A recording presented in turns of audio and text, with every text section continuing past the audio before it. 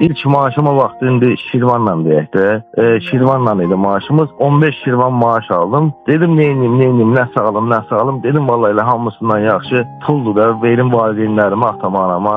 Ürəkləri nə istəyir arasında birinci maaşım evlatlarının birinci maaşıdır. Gəldim 5 Şirvan anama verdim o vaxtı. Dedim mənim birinci maaşımdır. 5 Şirvan da atama verdim. Anam nəsə özünə aldı, neynədi, nə aldı. Allah keçənlərinizə rəhmət eləsin. Mənim atam 2021-də rəhmətə getdi.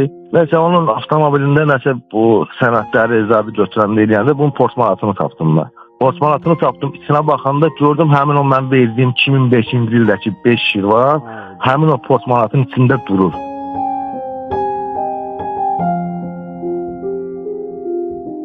Mən sənə deyim, birinci ondan başlayaq ki, 2006-cı ildə elə bu pulu təzə-təzə isti-isti səndən qəbul eləyəndən bir neçə ay sonra pullar dəyişdi də.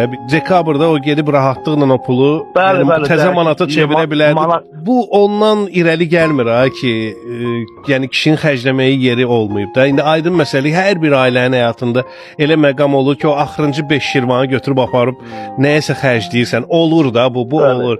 Amma bu kişi o toxunulmazlığını, o pulun necə qoruyubsa, bu elə şeydir ki, bunu səndən sözlə şərh eləmək olmur.